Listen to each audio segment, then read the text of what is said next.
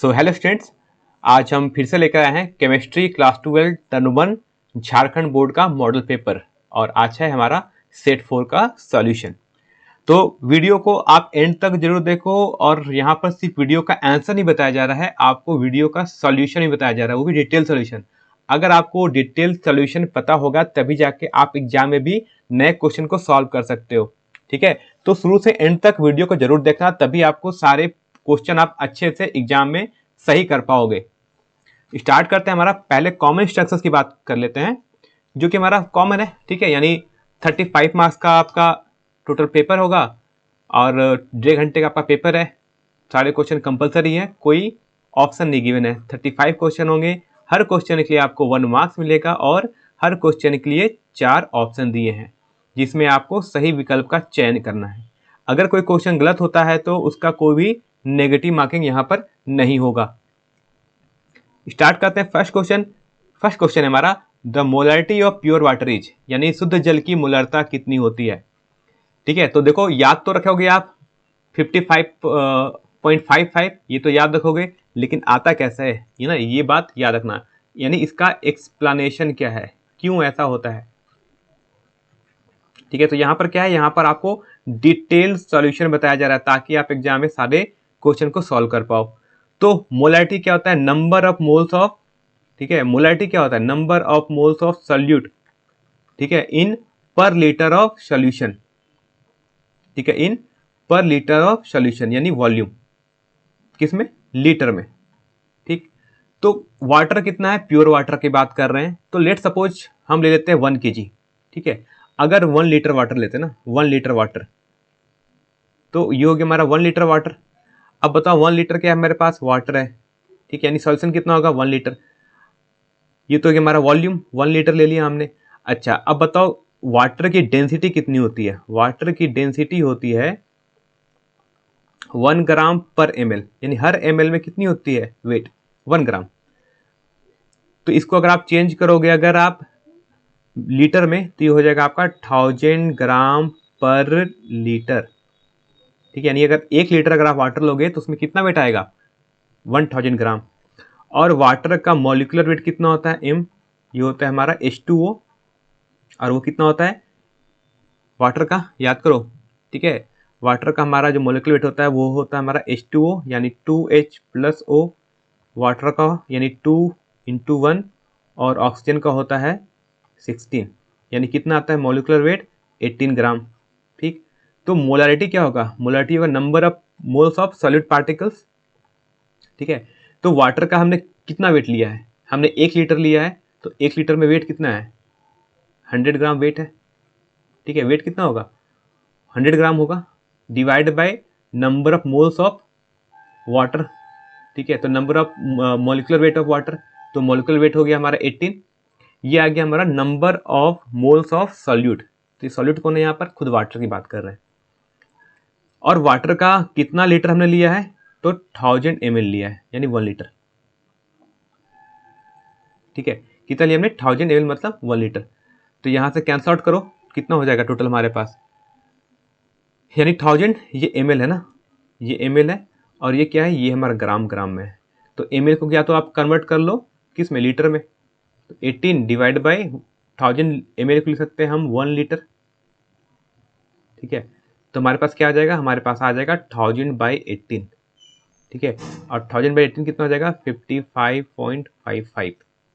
ठीक है, ये हो जाएगा हमारा मोलरिटी। आते हैं क्वेश्चन नंबर सेकंड में। क्वेश्चन नंबर सेकंड है, colligative properties of A solution depend upon, यानी विलयन का अनुसंख्य गुणधर्म किस पर निर्भर करता है। तो आपको याद होगा किस पर निर्भर करता है, ये निर्भर करता है उसी के नंबर ऑफ सॉल्यूट पार्टिकल्स पर।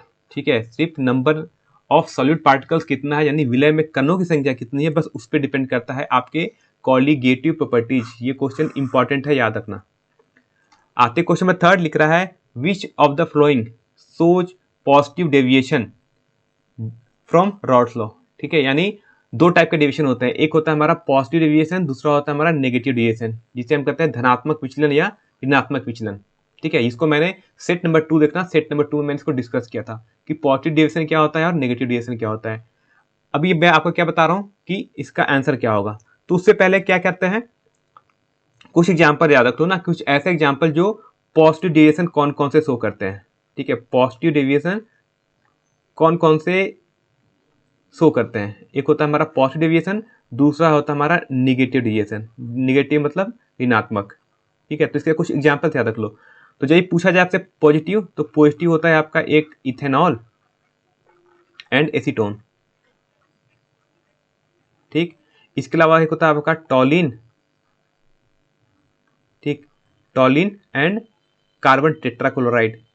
और एक होता है आपका C6H6 एंड CCl4, ये भी होता है। इसके अलावा एक आप लिख लो एसीटोन और बेंजीन।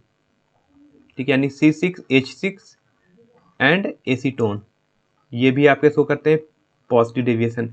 बात करोगे कुछ नेगेटिव डेविएशन की बात कर रहे हैं, तो ये होता है एक आपका फिनॉल। ठीक है, ये आपका एक होता है फिनॉल एंड एनिलीन। ठीक, इसके अलावा कुछ और एग्जाम्पल आप रखते हो, क्लोरोफॉर्म। ठीक है, क्लोरोफॉर्म एंड एसीटोन, अगर ये दोनों है मिक्सचर में तो क्या होगा, वो नेगेटिव डेविएशन शो करेंगे। और एक इसका एग्जाम्पल लिख लो, क्लोरोफॉर्म एंड बेंजीन। ठीक है, ये आपका शो करेंगे नेगेटिव डेविएशन। तो देखते हो ऑप्शन में क्या क्या है हमारे पास। ऑप्शन नंबर यहाँ चेक करते हैं, तो option number C6H6 and C6H5CH3 पहला तो है नहीं। दूसरा ऑप्शन है हमारा C6H6 एंड CCl4। ठीक है, ये हमें क्या सिखा रहा है, हमें बताना है पॉजिटिव डेविएशन। तो देखो आपका ऑप्शन नंबर बी ही मिल जा रहा है, C6H6 एंड CCl4। कौन सा ऑप्शन, ये दिख रहा है आपका पॉजिटिव डेविएशन शो कर रहा है। उसके अलावा एक आपका CHCl3 जिसको आप कहते हैं क्लोरोफॉर्म। ठीक है, तो क्लोरोफॉर्म का फॉर्मूला भी याद रखना CHCl3। तो CHCl3 मतलब क्लोरोफॉर्म एंड C2H5OH। ठीक है, ये भी आपका शो नहीं करता है। फिर आपका है एक CHCl3 एंड CH3COCH3, ये भी आपका शो नहीं करता पॉजिटिव डेविएशन। तो पॉजिटिव डेविएशन कौन शो कर रहा है, पॉजिटिव डेविएशन आपका जो शो कर रहा है वो आपका C6H6 एंड कार्बन टेट्राक्लोराइड, यानी ऑप्शन नंबर बी। आते क्वेश्चन नंबर 4 में, कह रहा है 31 ग्राम ऑफ इथिलीन ग्लाइकोल, जिसका फॉर्मूला है C6H6O2 is mixed with 500 gram of water, then freezing point of the solution is. ठीक है, तो चेंज इन जब भी किसी सॉलिड पार्टिकल्स को हम किसी सॉल्यूशन में मिक्स करते हैं तो क्या होता है, boiling point, elevation in boiling point हम पढ़ा ना, हमने पढ़ा है कि ठीक है बॉइलिंग पॉइंट क्या होता है, बॉइलिंग पॉइंट एलिवेशन होता है, डिप्रेशन इन होता है। ठीक, तो चेक करते हैं हमारा चेंज कितना चेंज आएगा, तो वो होता है हमारा KF इंटू मोलारिटी। ठीक है, क्या होता है, वो होता है हमारा KF इंटू मोलारिटी। ठीक है, डिप्रेशन इन फ्रीजिंग पॉइंट ना, फ्रीजिंग पॉइंट हमेशा कम हो जाता है। अब डेल्टा TF कितना है, यानी कितना चेंज कर गया, वो हमें कैलकुलेट करना है। इक्वल टू होता है KF की वैल्यू आपको गिवन है, उसकी वैल्यू आपको 2 गिवन है। और मोलारिटी, मोलारिटी कैसे निकालते हैं, ठीक है, number of moles of solute. ठीक है, वो कितना गिवन है हमें 31, ये given mass upon molecular mass of C6 C2H6 and O2। इसकी वैल्यू को हम कैलकुलेट कर लेते हैं, तो ये हो जाएगा 2 into 12 plus 1 into 6 plus 2 into 16। सारे वैल्यू को कैलकुलेट करते हैं तो ये आता है हमारा 62 ग्राम। तो ये हो गया आपका molecular weight 62 gram divide by कितने सॉल्यूशन में लिखना है, आपका दिया है 500 ग्राम ऑफ वाटर। ठीक है, कितने में दिया आपका 500 ग्राम ऑफ वाटर। ठीक है, तो यह मोलालिटी होता है। ठीक, मोलालिटी, तो 500 ग्राम इसको केजी कन्वर्ट कर लो, तो ऊपर से कर लेंगे 1000 से मल्टीप्लाई, तो आपका केजी में हो गया। कैलकुलेट करते हैं यहाँ से, तो ये 2 टाइम्स में हो गया, ये आपका 1 टाइम्स में, ये 2 टाइम्स में, 2 से 2 कैंसिल। आपका जो चेंज इन फ्रीजिंग पॉइंट आ रहा है वो कितना आ रहा है, 2 केल्विन का। कितना क्या आ रहा है, 2 केल्विन का। तो यहां से हमारा डेल्टा TF क्या होता है, डेल्टा TF होता है फ्रीजिंग पॉइंट।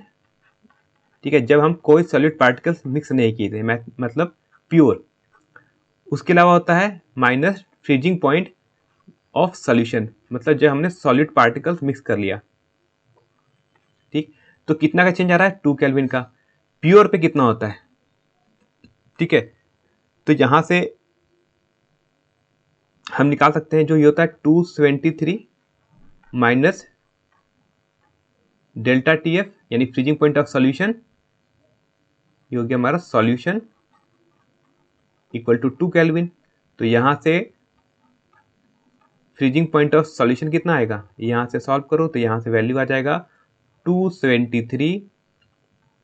ठीक है, फ्रीजिंग पॉइंट हमसे बात कर रहा है, ठीक है, यानी सॉरी हमसे फ्रीजिंग पॉइंट की बात कर रहा है, ठीक, फ्रीजिंग पॉइंट। तो फ्रीजिंग पॉइंट हो जाएगा 273 माइनस 2, दैट मीन्स 271 केल्विन। ठीक है, अरे हमसे यहाँ पर फ्रीजिंग पॉइंट की बात करता है। तो फ्रीजिंग पॉइंट क्या होता है, फ्रीजिंग पॉइंट हमेशा डिक्रीज कर जाता है। ठीक है, बॉइलिंग पॉइंट क्या होता है, इंक्रीज करता है, फ्रीजिंग पॉइंट डिक्रीज करता है। तो फ्रीजिंग पॉइंट कितना आ गया, फ्रीजिंग पॉइंट आ गया हमारा 271 केल्विन। तो इसके लिए हमारा करेक्ट आंसर होगा ऑप्शन नंबर बी। आते हैं नेक्स्ट क्वेश्चन पे। कह रहा है हमसे कि tetragonal system has the following unit of cell dimension. बड़ा क्या क्वेश्चन है, एकदम थ्योरेटिकल क्वेश्चन है, आपने पढ़ा होगा, आपको ये वैल्यू याद होनी चाहिए कि अगर टेट्रागोनल सिस्टम दिया हुआ है दैट मीन्स द्विसंबलंबाक्ष एकक कोष्टिका तंत्र का आयाम। ठीक है, तो इसका करेक्ट ऑप्शन क्या होता है, वो होता है आपका वैसे ऑप्शन नंबर बी। इसके अलावा और आपको क्या क्या याद रखना है, जैसे अगर आपको पूछा जाए क्यूबिक क्या क्या होता, अगर क्यूबिक होता तो क्यूबिक में क्या होता है, A equal to B equal to C and alpha equal to beta equal to gamma is equal to 90 degree. ये किसके लिए होता है, क्यूबिक के लिए। अगर आपको पूछा जाता ऑर्थोरोम्बिक, ठीक है, ये आपसे पूछा जा सकता है एग्जाम में, तो ऑर्थोरोम्बिक में क्या होता है, A is not equal to B and B is not equal to C but alpha equal to beta equal to gamma, यानी जो एंगल होता है वो 90 के इक्वल होता है। अगर आपसे पूछा जाता है हेक्सागोनल, ठीक है, क्या हेक्सागोनल, हेक्सागोनल में क्या आता है कि A equal to B but not equal to C, और अल्फा और बीटा की वैल्यू तो होती है 90 डिग्री के इक्वल, ठीक, लेकिन जो हमारा गामा होता है वो होता है हमारा 120 डिग्री। ठीक है, तो अगर ध्यान से अगर ऑप्शन में देखा जाए तो जो पहला था वो हमारा क्यूबिक का है, ठीक, सेकंड हमारा हो गया टेट्रागोनल सिस्टम, ये हमारा होता ऑर्थोरोम्बिक, ठीक, ये होता हमारा ऑर्थोरोम्बिक, और जो लास्ट ऑप्शन है ये होता हमारा हेक्सागोनल का होता है। ठीक, तो आपको सारे वैल्यू याद रखना है, तो टेट्रागोनल का हो जाएगा ऑप्शन नंबर बी। आते क्वेश्चन नंबर 6 में, कह रहा है which of the following is the correct configuration of ferrous 3+, जिसका एटॉमिक मेस है जेड, जेड की वैल्यू है एटॉमिक नंबर 26। तो देखो फेरस का होता है 26 एटॉमिक नंबर, ठीक, इसका अगर आप इलेक्ट्रॉनिक कन्फिगरेशन करोगे तो क्या होता है, वो होता है आर्गन, ये आर्गन मतलब 18 इंटू 4s2 और 3d6। अब देखो स्पेशल केस है, हमसे पूछा गया किसका, Fe3+ के बारे में, मतलब 3 इलेक्ट्रॉन ये लूज करेगा तब जाके Fe3+ का हमारा कन्फिगरेशन आएगा। अब ये कैसे होता है, पहले तो याद रखो, पहले कहाँ से इलेक्ट्रॉन निकलेंगे, 6 से या s से। तो याद रखना कि 3d5 यानी half filled orbital more stable होता है s से, यानी हाफ फील्ड, ठीक है, ये मोर स्टेबल है किससे, s से, किससे, 4s से। तो क्या होगा, पहले इलेक्ट्रॉन कहां से निकलेंगे, s से, ठीक है, कितने इलेक्ट्रॉन निकालना है हमें, कितना इलेक्ट्रॉन का लूज करना है, यानी 3 इलेक्ट्रॉन लूज करना है, यानी 3 इलेक्ट्रॉन निकालना है। तो पहला 2 इलेक्ट्रॉन निकल जाएगा हमारा s से और एक निकल जाएगा हमारा d से, तो क्या बच जाएगा, ओनली 3d5, ठीक, क्योंकि एक हमने 4s में कितना हो गया 0, यानी s से हमने 2 इलेक्ट्रॉन निकाल लिए तो s में हो गया 0, d में 6 था उसमें से एक निकाल लिया तो बच गया 5, 3 निकल गए। तो हमारा जो करेक्ट ऑप्शन कौन सा होगा, यहाँ पर यहाँ जो करेक्ट ऑप्शन होगा वो दिखेगा आपको option number C. Question number 7 है, which of the following has highest melting point.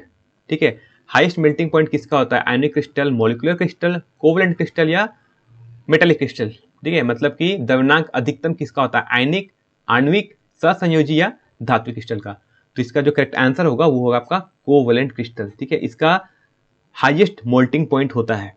अब हाईएस्ट मोल्टिंग पॉइंट क्यों होता है, क्योंकि highest melting point is due to presence of strong covalent bond that to the formation of giant 3 dimensional structure.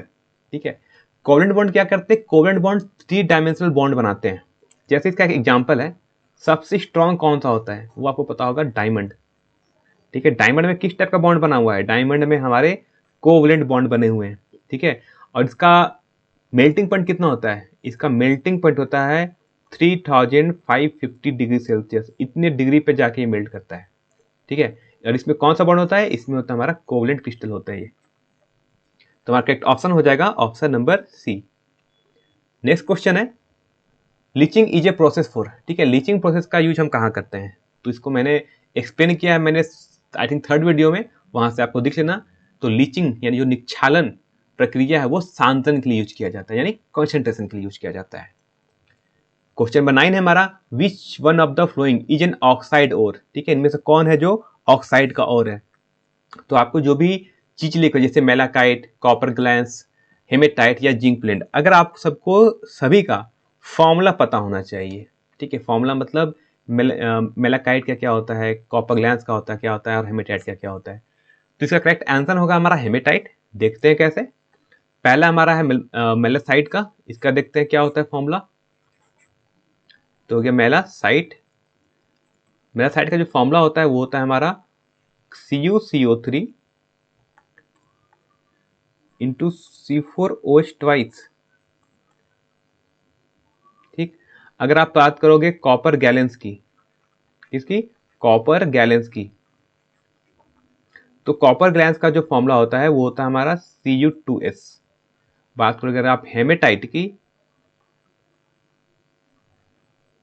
तो haematite का जो formula होता है वो होता है Fe2O3, और यही क्या करता है, यही एक ऑक्साइड। ठीक है, और लास्ट आता है हमारा जिंक ब्लेड। ठीक है, जिंक ब्लेंड। जिंक ब्लेंड का फॉर्मूला क्या होता है, ये होता है हमारा जिंक ZnS। तो ऑक्साइड कौन बना रहा है, ऑक्साइड बना रहा है हमारा Fe2O3 यानी हेमेटाइट, यानी करेक्ट ऑप्शन हो गया हमारा ऑप्शन नंबर सी। तो ये सारी चीज को इंपॉर्टेंट है, याद रखना है। ठीक है, याद रखना है सब चीज को, इनमें से किसी के बारे में भी पूछा जा सकता है, इसको याद रखना है। आते क्वेश्चन नंबर 10 में। क्वेश्चन नंबर 10 है कि ammonia can be prepared by, यानी अमोनिया बनाने की विधि कौन सी होती है, कौन सी विधि होती है पहले बताओ। इसका जो मेथड होता है अमोनिया बनाने की, वो मेथड होती है, उसे हम कहते हैं हैबर्स मेथड। ठीक है, अमोनिया को किस प्रोसेस से करते हैं हम, हैबर प्रोसेस। अब बात करते हैं ऑस्टवाल्ड, स्लॉवरी, ये क्या क्या प्रोसेस है, तो लिख लेते हैं यहाँ पर कि हमारा जो ओस्टवाल्ड प्रोसेस है, ठीक है, ओस्टवाल्ड प्रोसेस का हम यूज करते हैं नाइट्रिक एसिड के प्रिपरेशन के लिए। ठीक है, तो ये भी याद रखना इसमें कि ओस्टवाल्ड प्रोसेस का यूज करते हैं हम नाइट्रिक एसिड बनाने के लिए। सॉल्वे मेथड का हम यूज क्या करते हैं, सॉल्वे मेथड का हम यूज करते हैं सोडियम कार्बोनेट बनाने के लिए। किसको, सोडियम कार्बोनेट। हेबर्स का मैंने बता दिया अमोनिया के लिए। ठीक है, ये यूज करते हैं हम अमोनिया के लिए। और हमारा जो लास्ट है कॉन्टैक्ट प्रोसेस, इसका यूज हम करते हैं सल्फ्यूरिक एसिड। ठीक है, सल्फ्यूरिक एसिड के प्रिपरेशन के लिए करते हैं। तो करेक्ट ऑप्शन हो जाएगा हमारा Haber process. Question number 11, which of the flowing acid is a dibasic acid. इनमें से कौन एक एसिड ऐसा है जो डाइबेसिक एसिड है। ठीक है, तो डाइबेसिक एसिड आप ऐसे नहीं बता सकते हो, इसको बताने के लिए क्या करना चाहिए, इसके लिए आपको करना पड़ेगा, क्या करना पड़ेगा, सबका स्ट्रक्चर बनाना पड़ेगा। सबसे पहले बात करते हैं H3PO3 के बारे में। तो H3PO3 का स्ट्रक्चर आपको पता होना चाहिए। ठीक है, सबसे पहला यानी ऑप्शन ए का हम स्ट्रक्चर बनाते हैं, तो ये हो जाता है फास्फोरस का डबल बॉन्ड, ये बनता है एक OH बॉन्ड, यहाँ पे एक और OH बॉन्ड, और कितना हाइड्रोजन बच गया, 3 हाइड्रोजन है, तो एक हाइड्रोजन ऐसे। ठीक, सेकेंड ऑप्शन यानी बी का हम बनाते हैं स्ट्रक्चर, ये हो जाएगा P double bond OH H H। Option number C बनाते हैं HPO3 का, तो हमारा जो HPO3 का बन जाएगा P डबल बॉन्ड OH, यहाँ डबल बॉन्ड O। बात करते हैं ऑप्शन नंबर डी H3PO4 का बनाने के लिए, तो H3PO का होता है P के फास्फोरस के साथ डबल बॉन्ड, यहाँ H, यहाँ OH और यहाँ OH। अब देखो डाइबेसिक कौन बना रहा है, तो डाइबेसिक के लिए क्या चेक करना है आपको, डाइबेसिक चेक करो कहाँ OH। ठीक है, ये कितने OH है? 2। ये हो गया है हमारा, ये होता है हमारा डाई बेसिक। तो डाई बेसिक के लिए तो ये हो गया हमारा H3PO3। आपसे पूछा था मोनोबेसिक, तो एक OH, इसको क्या बोलते हैं? इसको बोलते हैं हम मोनोबेसिक। अगर मोनोबेसिक एग्जाम पर पूछा जाता तो होता है H3PO2। ठीक, ये भी क्या है? ये भी OH एक है, ये भी मोनोबेसिक। यहाँ कितने हैं? यहाँ है 3 OH, तो ये क्या है? ये हमारा है ट्राई बेसिक। ठीक है, यानी H3PO4 होता है, वो होता है हमारा ट्राई बेसिक। तो डाइबेसिक कौन है? ऑप्शन नंबर ए, H3PO3, ये हमारा होता है डाइबेसिक, मतलब द्विक्षारीय। क्वेश्चन नंबर 12 हमारा है, which of the following is strongest base. ठीक है, इनमें से कौन है जो सबसे स्ट्रॉन्ग बेस है? ठीक है, तो हम बेसिक स्ट्रेंथ का एक ऑर्डर बना देते हैं। तो सबसे ज्यादा जो बेसिक होता है, ठीक, वो होता है NH3। उससे कम बेसिक होता है PH3। उससे थोड़ा और कम बेसिक होता है ASH3। और सबसे कम बेसिक होता है हमारा SPH3। ठीक, ये क्या होगा? इसे कहते हैं ये स्ट्रॉन्गेस्ट बेस है। देखिए हमारा ये स्ट्रॉन्गेस्ट बेस है।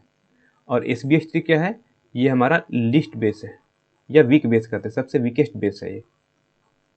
हमसे पूछा गया किसके बारे में? स्ट्रॉन्गेस्ट, मतलब प्रबल क्षार कौन है? तो प्रबल क्षार कौन है? प्रबल क्षार है आपका NH3, यानी ऑप्शन नंबर डी। आते क्वेश्चन नंबर 13 में, लिख रहा है the hybridisation state of central atom in PCl5। ठीक है, हिब्रिडाइजेशन स्टेट क्या है? पी सेंट्रल एटम पी का इन PCl5 में। तो सबसे पहले आप कैसे बताओगे? इसके लिए आपको स्ट्रक्चर पता होना चाहिए। PCl5 का स्ट्रक्चर कैसा होता है? एक क्लोरीन यहाँ जुड़ा होता है, एक क्लोरीन यहाँ, थर्ड क्लोरीन यहाँ, फोर्थ क्लोरीन यहाँ, और फिफ्थ क्लोरीन यहाँ पर। ठीक, कितने सिग्मा बॉन्ड? काउंट कर लेते हैं सिग्मा बॉन्ड कितने यहाँ पर। तो सिग्मा बॉन्ड होता है एक, ये sigma bond A1 2 3 4 and 5। 5 sigma bond है। सेंट्रल एटम कौन है? ये फास्फोरस हमारा सेंट्रल एटम है। ठीक है, ये क्या हमारा? ये है हमारा सेंट्रल एटम। ठीक, तो सिग्मा बॉन्ड कितने हैं? यानी सिग्मा बॉन्ड हो गए यहाँ पर 5। तो आपका जो अगर बात करोगे हिब्रिडाइजेशन क्या होना चाहिए? ठीक है, यहाँ आपका हिब्रिडाइजेशन कितना होगा? हिब्रिडाइजेशन हो जाएगा हमारा sp3d। 5 पे तो कितना हो जाएगा? sp3d। ठीक, आपने पढ़ा होगा। तो यहाँ से हमारा जो करेक्ट ऑप्शन हो जाएगा वो हो जाएगा हमारा ऑप्शन नंबर ए। आते हैं नेक्स्ट क्वेश्चन पे। नेक्स्ट क्वेश्चन है हमारा, the synthesis of alkyl fluoride is best accomplished by. ठीक है, एल्काइल हैलाइड, ठीक है, alkyl fluoride is best accomplished by, ये किसके द्वारा होता है? इसको कौन सा रिएक्शन कहते हैं? इसे हम कहते हैं स्वार्ट रिएक्शन। ठीक है, किसे कहते हैं? इसे हम कहते हैं ये स्वार्ट रिएक्शन है। ठीक है, कैसे? देखो, H3CCBr प्लस AgF। ठीक, ये जब रिएक्शन करता है तो क्या बनता है?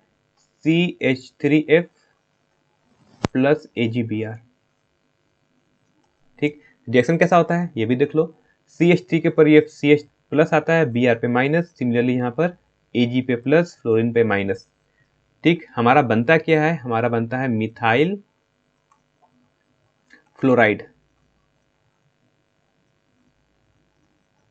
ठीक है, और इसे कौन सा रिएक्शन कहते हैं? इसे हम कहते हैं, बड़े बड़े अक्षरों में देख लो, इसे कहते हैं स्वार्ट्स रिएक्शन।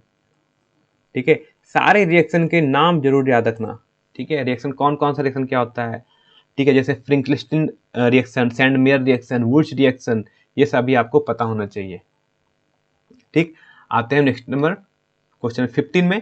क्वेश्चन 15 हमसे कह रहा है आइडेंटिफाई द फ्लोइंग रिएक्शन। ठीक है, इस रिएक्शन को बताओ ये कौन सा रिएक्शन है? तो ये कौन सा रिएक्शन है? इस रिएक्शन को कहते हैं हम उर्च रिएक्शन। उर्च रिएक्शन, ठीक है। क्या होता है इसमें? इसमें कैसा रिएक्शन होता है? ये होता है हमारा C2H5Cl plus Na plus C2H5Cl। ठीक, ये क्या बनाता है? ये बनाता है हमारा C4H10 और बनता है NaCl। ठीक है, रिएक्शन को बैलेंस करो तो 2Na या 2NaCl। ठीक है, और बनता क्या है? ये बनता है हमारा ब्यूटेन। इस रिएक्शन को क्या कहते हैं? इस रिएक्शन को हम कहते हैं उर्च रिएक्शन। आते हैं क्वेश्चन नंबर 16 में। क्वेश्चन नंबर 16 है the best method use for the preparation of alkyl chloride. ठीक है, इससे पहले क्या था? एल्काइल फ्लोराइड आया था, अब क्या है? ये एल्काइल क्लोराइड है। ठीक है, एल्काइल क्लोराइड बनाना है, अभी अलग चीज है। फ्रॉम एल्कोहल, ठीक है, एल्कोहल से। Is best treating the alcohol with, अगर मुझे एल्काइल क्लोराइड बनाना है एल्कोहल से, तो एल्कोहल को किसके साथ रिएक्शन कराएं? तो देखते हैं रिएक्शन क्या होता है। जैसे मान लो मेरे पास CH3 CH2OH एल्कोहल हो गया। इसका हम रिएक्शन कराते हैं SOCl2, ठीक है, in presence of pyridine. In presence of pyridine तो क्या बनता है हमारा? ये बनता है हमारा एल्काइल क्लोराइड, यानी CH3 CH2Cl।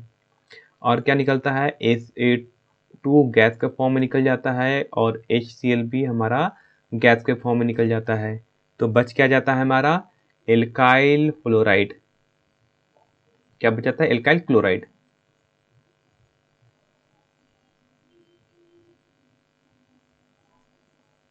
ठीक है, SO2 और HCl आपका गैस के फॉर्म में बाहर निकल जाता है। ठीक है, तो इसका करेक्ट ऑप्शन हो जाएगा ऑप्शन नंबर हमारा 16 का बी।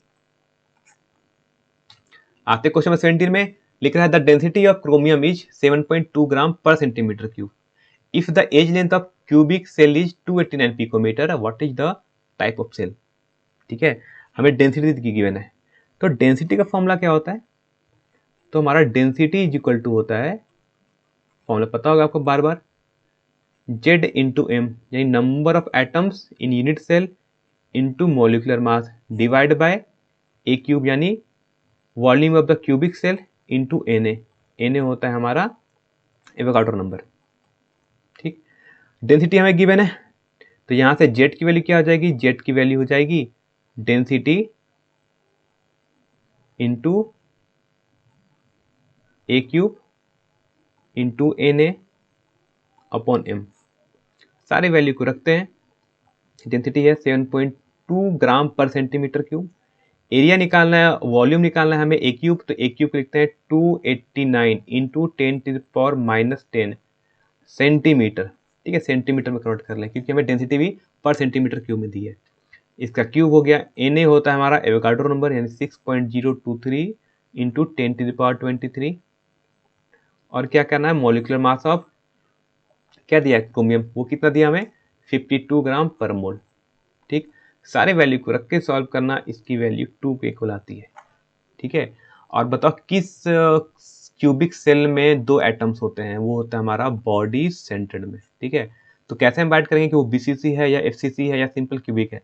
Z से। Z की वैल्यू अगर 2 आई तो कौन सा हो जाएगा? वो हो जाएगा हमारा BCC।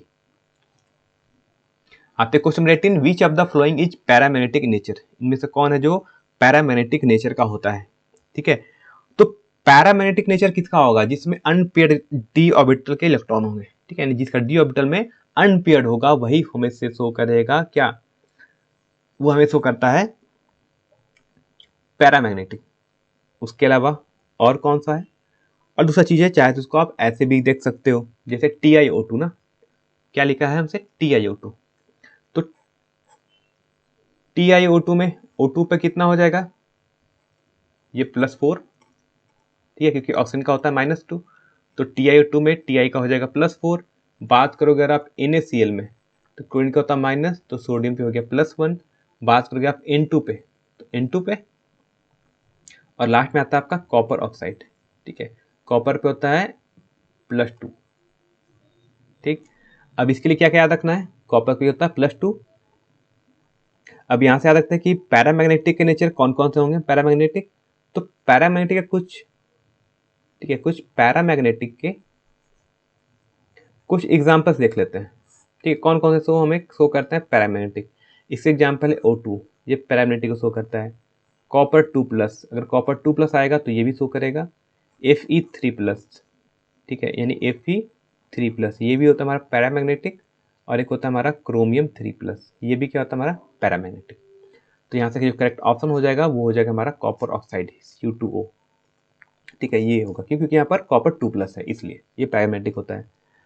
आते क्वेश्चन नंबर 19 में। क्वेश्चन नंबर 19 है फ्रैंकल एंड स्कॉट की defect both are found in. याद करो मैंने कुछ बताया था पिछले वाले लेक्चर में, एक ही चीज था जो दोनों चीज को शो करता है। ठीक है, और वो कौन शो करता है, याद करो इसका, बोथ शो करता है। ठीक है, पिछला वीडियो मेरा जरूर देखना एक बार।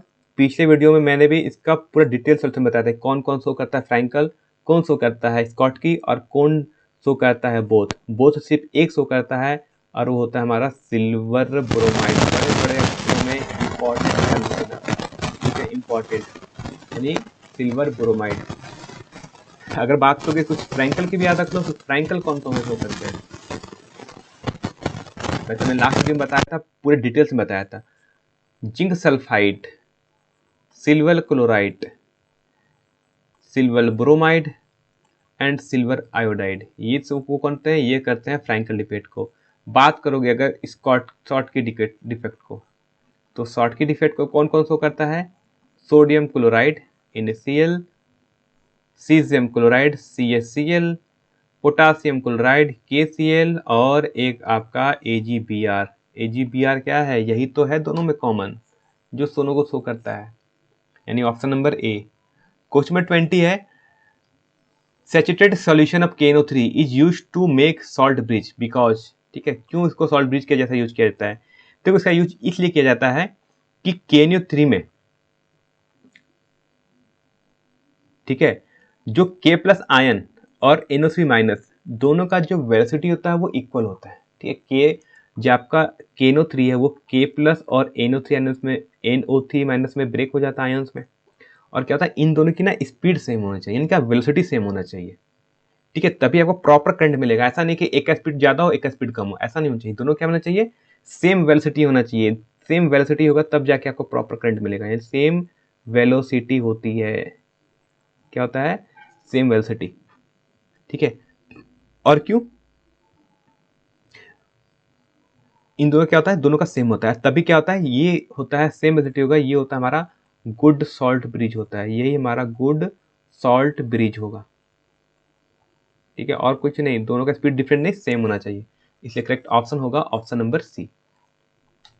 आते क्वेश्चन 21 में लिखा है for a redox reaction to proceed in a cell the EMF must be.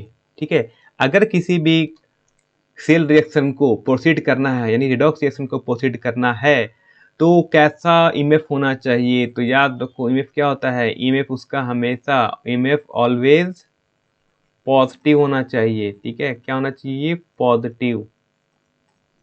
ठीक है, पॉजिटिव मतलब धनात्मक होना चाहिए, तभी वो रिएक्शन अकर करेगा, तभी वो रिडॉक्स रिएक्शन होगा। ठीक है, यानी ऑप्शन हो जाएगा ऑप्शन नंबर ए। एकदम बेसिक क्वेश्चन है, थ्योरेटिकल क्वेश्चन है।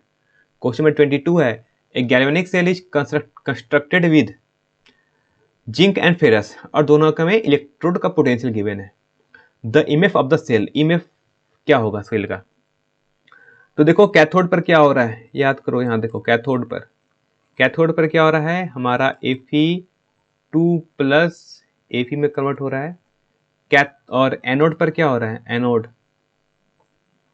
एनोड पर है हमारा Zn2+ Zn। ठीक है, EMF ऑफ सेल क्या होता है, वो होता है पोटेंशियल ऑफ कैथोड, ठीक, माइनस पोटेंशियल एट एनोड। ठीक, कैथोड पर कौन है, Fe3+, और Fe3+ का क्या है पोटेंशियल गिवन कैथोड पर, -0.41, माइनस एनोड पर कौन है, एनोड पर है हमारा जिंक। ठीक है, एनोड पर कौन है, जिंक, और एनोड का पोटेंशियल कितना है, -0.76। वैल्यू को सॉल्व करो, वैल्यू आएगी पॉजिटिव 0.35। ठीक है, और मैंने भी बताया था रिएक्शन के लिए क्या होना चाहिए, सेल पोटेंशियल पॉजिटिव, यानी ऑप्शन नंबर सी।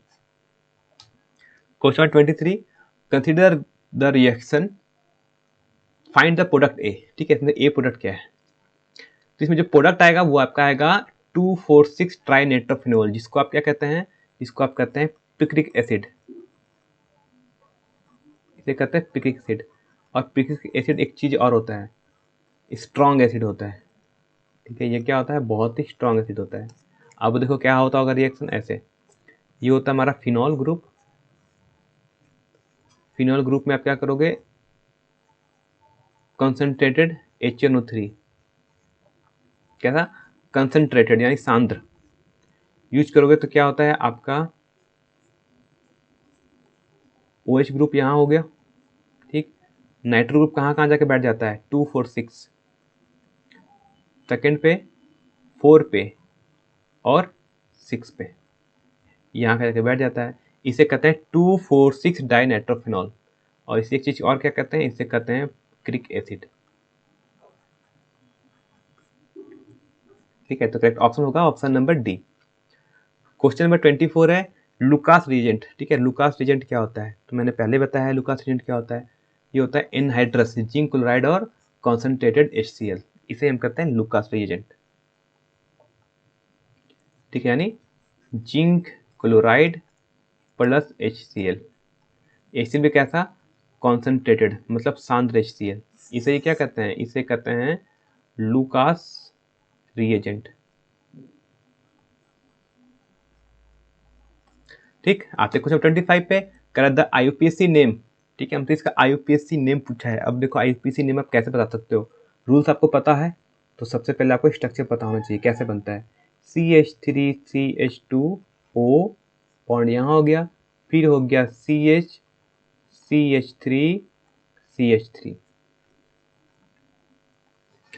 देखो कौन किधर कार्बन का लॉन्गर चेन है, लेफ्ट में या राइट में। ठीक है, दो कार्बन के चेन है, एक इधर है 3 कार्बन है, इधर आपके सॉरी उधर हमारा लेफ्ट में हमारा 2 कार्बन है और राइट में हमारा 3 कार्बन है। ठीक है, इस ग्रुप को क्या कहते हैं, इसे कहते हैं इथॉक्सी। ठीक है, इसे कहते हैं इथॉक्सी। और नंबरिंग हम कहाँ से करेंगे, नंबरिंग करेंगे जहां पर लॉन्गर चेयर ऑफ कार्बन मिलेगा, यानी 1 2 3। ठीक, तो ये जो ग्रुप बना पूरा O, ये ग्रुप O के साथ, इसे कहते हैं इथॉक्सी। और ये कहाँ पर है, 2 नंबर कार्बन पर है, तो इसे कहेंगे 2 इथॉक्सी। और क्या है ये, प्रोपेन है, प्रोपेन। ठीक है, यानी 25 का आपका करेक्ट ऑप्शन हो जाएगा option number D. Question number 26 है कि इस रिएक्शन को आप कौन सा रिएक्शन करते हो। ठीक है, ये कौन सा रिएक्शन है, ये रिएक्शन है आपका कौन था, देखो ये आपका है विलियमसन सिंथेसिस। इसे कौन सा रिएक्शन कहते हैं, ये होता है हमारा विलियमसन सिंथेसिस होता है। ठीक है, जब आप इस रिएक्शन को कराते हो। ठीक है, रिएक्शन कैसा होता होगा, रिएक्शन होता है C2H5ONA प्लस C2H5I। क्या होता है यहाँ पर देखते हैं, C2H5 पे ये प्लस एडिन माइनस, C2H5O पर माइनस Na पे प्लस। अब कैसे कौन कहाँ जुड़ेगा, डबल सब्स्टिट्यूशन रिएक्शन होता है यहाँ पर। और क्या मिलता है, C2H5O C2H5 प्लस NaI। क्या होता है, इसे कहते हैं हम डबल सब्स्टिट्यूशन रिएक्शन। ठीक है, डबल सब्स्टिट्यूशन कैसे रिएक्शन, क्योंकि ये यहाँ पर जुड़ा और ये यहाँ पर आकर जुड़ा, क्या होता है डबल सब्स्टिट्यूशन रिएक्शन। और इसे कहते हैं हम विलियमसन सिंथेसिस, यानी option number C. Question number 27 है which of the following does not react with sodium metal. इनमें से कौन है जो सोडियम मेटल के साथ रिएक्शन नहीं करता है। तो देखो रिएक्शन कौन नहीं करता है, पहला ऑप्शन है CH3OCH3। ठीक है, ये सोडियम के साथ कोई रिएक्शन नहीं करता है। ठीक है, आप अपने नोट्स को भी एक बार रिवाइज जरूर करना।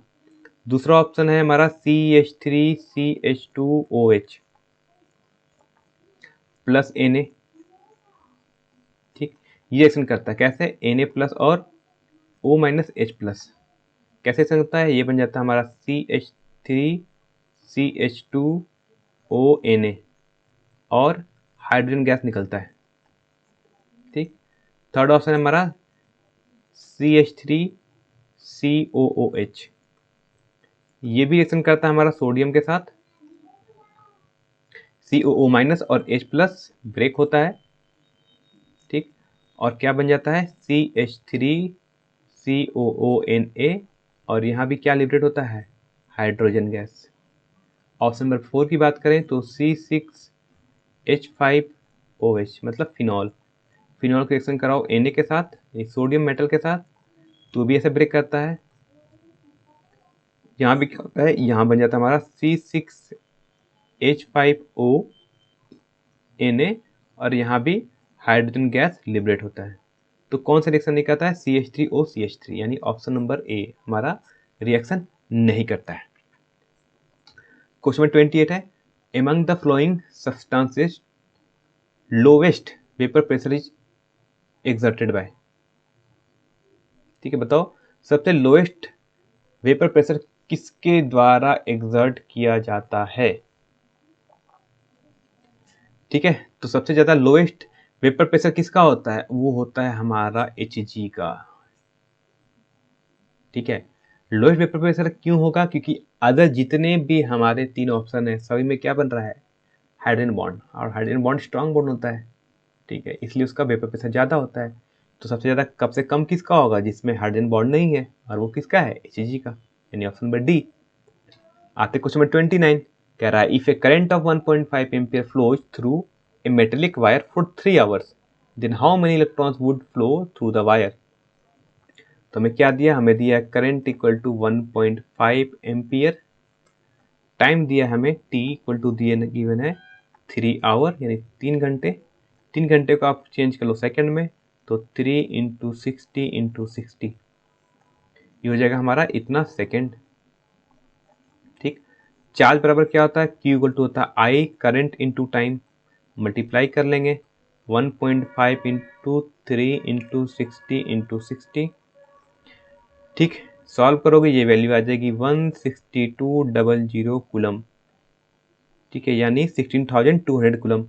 नंबर ऑफ इलेक्ट्रॉन्स कैसे निकालेंगे, नंबर ऑफ इलेक्ट्रॉन्स होता है charge Q divide by charge on 1 electron, charge on 1 electron. तो टोटल चार्ज है मेरे पास 16,200 कूलम, और एक इलेक्ट्रॉन पे चार्ज होता है 1.6 इंटू 10⁻⁻19 कूलम। तो इसको पूरा सॉल्व करोगे, पूरी सॉल्व करने पर वैल्यू कितनी आएगी, इस पूरे को सॉल्व करना, सॉल्व के लिए आपका करेक्ट आंसर आएगा ऑप्शन नंबर सी। देखो सॉल्यूशन में पूरा नहीं कर रहा हूँ क्योंकि सॉल्यूशन आपको खुद करने हैं। ठीक है, एग्जाम में आपको कैलकुलेशन खुद करना है, इसलिए मैं यहाँ पर प्रैक्टिस के लिए छोड़ दे रहा हूँ, ताकि आप ये कैलकुलेशन करके देखना कि हाँ ये वैल्यू आती है कि नहीं आती। और वो भी आपको कैलकुलेशन कैसे करना है, कैलकुलेशन करना विदाउट यूजिंग कैलकुलेटर, क्योंकि एग्जाम में आपको कैलकुलेटर अलाउड तो होता नहीं है, इसलिए आपको विदाउट कैलकुलेटर यूज करना है, तभी आपका कैलकुलेशन में स्पीड बढ़ेगा। आते क्वेश्चन नंबर 30, दिखा है Nernst equation for electrode is based on variation of electrode potential with. ठीक है, जब नर्स्ट इक्वेशन पढ़ते हैं तो उसमें जो इलेक्ट्रोड जो बेस्ड होता है, ठीक है, वो वेरिएशन ऑफ इलेक्ट्रोड पोटेंशियल किस पे डिपेंड करता है, तो ये सिर्फ डिपेंड करता है टेम्परेचर पे। ठीक है, ये किस पे डिपेंड करता है, ये सिर्फ डिपेंड करता है हमारा टेम्परेचर पे, यानी क्वेश्चन नंबर 30, यानी option number A. Question number 31 है फॉर्मूला फॉर कॉपर पाइराइट। ठीक है, कॉपर पाइराइट का फॉर्मूला क्या होता है। ठीक, तो कॉपर पाइराइट का जो हमारा फॉर्मूला होता है वो होता है हमारा ऑप्शन नंबर बी। ठीक है, CuFeS2, ये होता है हमारा कॉपर पाइराइट का फॉर्मूला। ठीक है, सिंपल बेसिक फॉर्मूला दिया है। कह रहा है which of the following is diamagnetic nature. तो बताओ डायमैग्नेटिक कौन होता है, भाई मैंने कुछ देर पहले बताया था कि डायमैग्नेटिक और पैरामैग्नेटिक क्या होता है। तो पहले बात करते हैं डायमैग्नेटिक। ठीक है, डायमैग्नेटिक कौन शो करेगा, देखो पूरे वीडियो का डिटेल सॉल्यूशन बताया जा रहा है। तो डायमैग्नेटिक वो शो करते हैं जिसके पास पेयर्ड इलेक्ट्रॉन हो बन जाते हैं। ठीक, बात करोगे अगर पैरामैग्नेटिक, कौन, पैरामैग्नेटिक, तो पैरामैग्नेटिक शो कर कौन करेंगे, जिसके पास अनपेयर्ड इलेक्ट्रॉन होगा, जिनके पास पेयरिंग नहीं हुई है, वो शो करेंगे हमारे पैरामैग्नेटिक नेचर को। अब आते हैं ऑप्शन पे। पहला है कोबाल्ट 2+। कोबाल्ट का एटॉमिक नंबर होता है 27। इसका इलेक्ट्रॉनिक कन्फिग्रेशन करते हैं तो होता है आर्गन और 3d7। इसका बनाओ बॉक्स, एक 1 2 3 4। ठीक, इसमें फिलअप करते हैं। 7 करना है तो पहले 1 2 3 4 5 6 एंड 7। ठीक, हमें पूछा है डायमेंट्रिक नेचर। डायमेंट्रिक नेचर का क्या होना चाहिए? पेयर्ड होना चाहिए। यहाँ पर क्या है, ये हमारा 3 अनपेयर्ड है। 3 क्या हो गया? 3 अनपेयर्ड, यानी ये तो हो गया पैरामैग्नेटिक। डायमैग्नेटिक हुआ नहीं। आते हैं निकेल 2+ पे। ठीक है, निकेल 2+ पे इसका एटॉमिक नंबर होता है, जेड की वैल्यू होती है 28। इसका इलेक्ट्रॉनिक कन्फिग्रेशन करें तो हो जाएगा आर्गन और 3d8। इसका भी बनाते हैं हम डी ऑर्बिटल। तो 1 2 3 4 फिलअप करते हैं। 1 पहले हाफ फील्ड, 1 2 3 4 5 6 7 8। यहाँ क्या बच गया? 2 अनपेयर्ड। ये 2 अनपेयर्ड इलेक्ट्रॉन बच गए। ये भी शो करेगा हमारा पैरामैग्नेटिक को। ऑप्शन नंबर 3 चेक करते हैं, कॉपर 2+। कॉपर का एटॉमिक नंबर होता है 29। इसका इलेक्ट्रॉनिक कन्फिग्रेशन बनाओगे तो आर्गन 3d9। इसका बना लो ऑर्बिटल का स्ट्रक्चर, ऐसे ही बनाते हैं। पेयरिंग करना स्टार्ट करते हैं। 9 करना है तो 1 2 3 4 5, फिर 5 6 7 8 एंड 9। यहाँ क्या बच गया? 1 अनपेयर्ड इलेक्ट्रॉन। ठीक, और आते हैं हम लास्ट ऑप्शन पे, यानी Zn2+। जिंक 2+ का कितना होता है? जिंक का होता है एटॉमिक नंबर 30। अब इसका करो इलेक्ट्रॉनिक कन्फिग्रेशन, ये होता है आर्गन और ये होता है 3d10। इसका बनाते हैं, ठीक है, 3d, ये होता है 10। इसका बनाते हैं हम डी ऑर्बिटल। क्या बनेगा? तो 1 2 3 4 5 6 7 8 9 10, यानी 0। ये क्या हो गया? यहाँ बन गए पेयर्ड। कितने पेयर बन गए? 5 पेयर हो गए। तो करेक्ट, यानी और जो जो हमारा पेयर्ड होगा वही शो करेगा डायमैग्नेटिक नेचर को। और हमसे पूछा भी गया था डायमैग्नेटिक के बारे में, यानी ऑप्शन नंबर डी हमारा करेक्ट हो जाता है। क्वेश्चन नंबर 33 है, colours of transition metal ion are due to absorption of सब wavelength.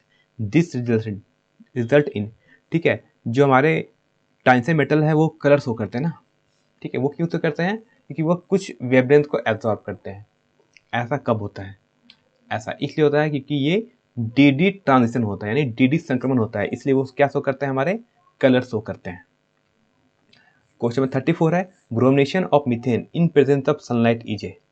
ठीक है, bromination of methane in presence of sunlight, ये कौन सी रिएक्शन होता है? तो ब्रोमिनेशन करना है किसका? मीथेन का। तो पहले बना देते हैं मीथेन CH4। इसका क्या करना हमें? ब्रोमिनेशन, मतलब Br2। किसके प्रेजेंट में? सनलाइट। ठीक है, जब भी सनलाइट के प्रेजेंट में करते हैं तो हमें क्या बनता है? CH3Br + HBr। ये कौन सा रिएक्शन है? ये होता है हमारा फ्री रेडिकल सब्स्टिट्यूशन रिएक्शन। होता है ये होता है हमारा फ्री रेडिकल सब्स्टिट्यूशन रिएक्शन।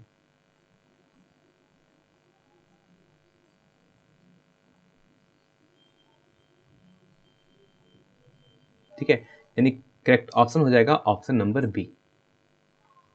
और आते हैं आज का लास्ट क्वेश्चन, कह रहा है the reaction of टॉलिन with chlorine in presence of ferrous chloride gives predominantly. ठीक है, तो ये हमें क्या देता है? तो ये हमें देता है a mixture of ortho para chlorotoluene. ठीक, थोड़ा रिएक्शन देख लेते हैं क्या होता होगा, इसका एक्सप्लेनेशन देख लेते हैं क्या होता होगा। तो ये होता है हमारा टॉलिन, जो कि हमारा टॉलिन, इसको रिएक्शन कराएंगे हम क्लोरीन के साथ। ठीक है, इन प्रेजेंस ऑफ FeCl3। तो क्या बनेगा? हमें जो मिलता है वो मिलता है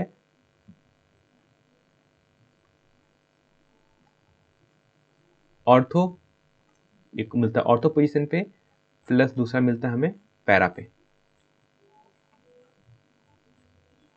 तो हो गया CH3, और पैरा कहाँ होता है? पैरा होता है हमारे यहाँ। ठीक है, ये क्या मिलता है? ये होता है हमारा ऑर्थो पोजीशन पे, और एक मिलता है हमें पैरा पोजीशन पे। ठीक है, इन दोनों क्या मिलता है हमें, मिक्सचर मिलता है। उसमें भी बताओ मेजर कौन होता है, माइनर कौन होता है। तो ऑर्थो में जो मिलता है ये मिलता है हमें माइनर, मतलब इसकी क्वांटिटी कम होगी, मिक्सचर में इसकी क्वांटिटी कम होगी। लेकिन मिक्सचर में ज़्यादा क्या मिलेगा, मिक्सचर में ज़्यादा मिलेगा हमें पैरा वाला पोजीशन का। ठीक, अब इसमें एक चीज़ याद रखो, अगर आप इसके जगह टॉलिन में फेरस क्लोराइड की जगह क्या यूज कर लेते, अगर इसमें आप यूज कर लेते इसका क्लोरीन, आप क्लोरीन मिक्स करते लेकिन इन प्रेजेंस ऑफ सनलाइट, अगर सनलाइट यूज करते तब क्या मिलता, तब मिलता हमें क्या होता। ठीक है, अगर आप इसमें सनलाइट यूज करते तो आपको मिलता CH2Cl। ठीक है, ये आपको मिल जाता। ये कब होता, जब आप क्या यूज करते, सनलाइट के प्रेजेंस में। ठीक है, हमसे पूछा था FeCl3, यानी हो जाएगा ऑप्शन नंबर ए। ठीक है, तो ये था हमारा आज झारखंड बोर्ड केमिस्ट्री क्लास 12 का सेट 4 का डिटेल सोल्यूशन। फिर से कह रहा हूँ, वीडियो एग्जाम सामने आ गया है, वीडियो को एंड तक जरूर देखो और हर क्वेश्चन के एक्सप्लेनेशन को जरूर समझो और अपने नोट को बार बार रिवाइज करो। तो अगर आपको वीडियो पसंद आया हो तो हमारे चैनल को सब्सक्राइब जरूर करना और बेल आइकन को जरूर दबा देना। ठीक है, और इसके अलावा हमारे जो सोशल मीडिया के वेबसाइट हैं, फेसबुक, इंस्टाग्राम, यूट्यूब और टेलीग्राम के चैनल और ग्रुप को जरूर ज्वाइन कर लो, क्योंकि आपको यहाँ पर मैं पहले बता चुका हूँ, हर वीडियो का जो PDF होता है उसका वो PDF आपको हमारे टेलीग्राम चैनल पे मिल जाता है, जिसका यूज आप लास्ट टाइम पे रिविजन करके कर सकते हो। और हमारी वीडियो को सब्सक्राइब जरूर करो ताकि आपको टर्म 2 के लिए भी इसी तरह डिटेल्ड सॉल्यूशन मिलेगा। ठीक है, तब तक के मिलते हैं नेक्स्ट वीडियो में।